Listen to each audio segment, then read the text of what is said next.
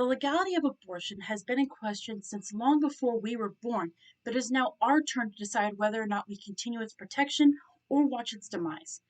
There is a roughly 50-50 chance that either you yourself are a woman or have plenty of women in your life, including mothers, your sisters, grandmothers, friends, and anybody else who identifies as a female. As a woman myself, I have put hours of research into not only abortions themselves, but all of my rights to my own reproductive health that are in jeopardy. A woman's choice to terminate her pregnancy should belong to her, and our government and law should reflect her sole right to that decision. Questions of whether or not abortion should be legal have actually been present since the mid 1800s, with primarily pro life organizations recalling the question over and over. However, individual citizens are not entirely lost and can still support this fight for women's reproductive rights. Abortion's legality has been brought back into question over a few times in the past few years, with both pro-life and pro-choice sides. According to Baker, the Supreme Court has actually had a leak of a draft of their decision on the upcoming decision to overturn the Roe v. Wade case, stating that the disclosure of the draft made clear that a bedrock of American law for the last half century could be on the verge of being reversed.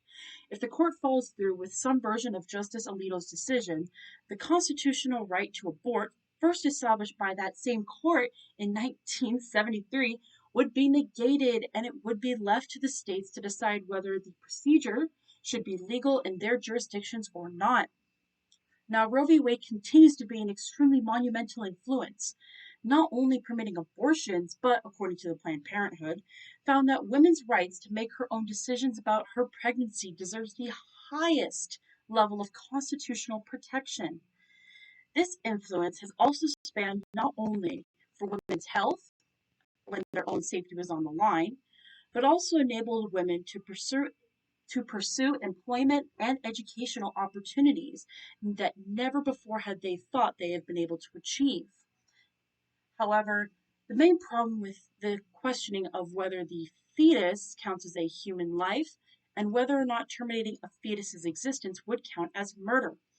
Ever since the initial ruling, the anti-abortion or pro-life groups have risen up to argue against the ruling of Roe v. Wade, claiming that abortions were murder and therefore should not be legal. Abortions have actually been around since the 1840s and were largely unstigmatized. According to Holland, physicians were the ones who originally led anti-abortion campaigns to undermine opponents and proclaimed that the increasing of autonomy of women was caused by them losing touch with their reproductive systems.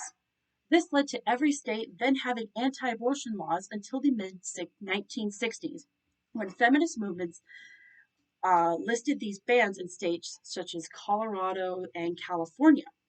Holland also states that during this reform, however, small groups of Catholic doctors, nurses, housewives were the ones who opposed these reforms, and the right to life topics were argued heavily until the ruling of Roe v. Wade back in 1973, declaring these abortions were legal nationwide.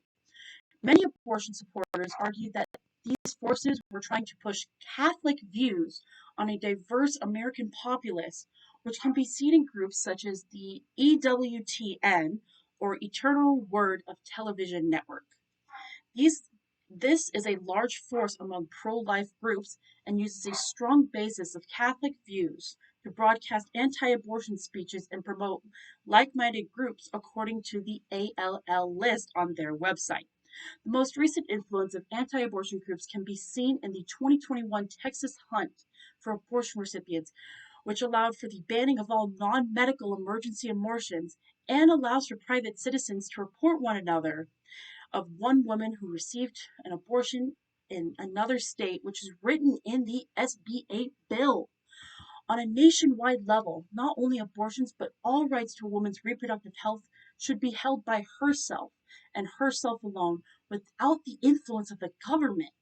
This decision will ultimately come from the level of national government, but there are influences that individual citizens can make. During election seasons, take into consideration candidates who are strongly in support of women's rights and reproductive health protections. These candidates will stand up to bat for women on a nationwide level and do their best to ensure that they are firmly represented on every level.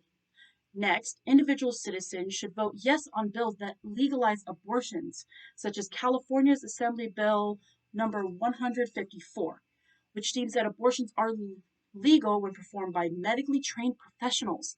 These bills protect not only the recipients, but those performing the abortions and ensure that they are properly trained for the operation. Finally, individuals can support pro-choice organizations such as NARAL. This group on their main website provides access to information regarding women's health and allows for state-by-state coverage of representative stances, abortion laws, and their protections, as well as a Women's Health Protection Act.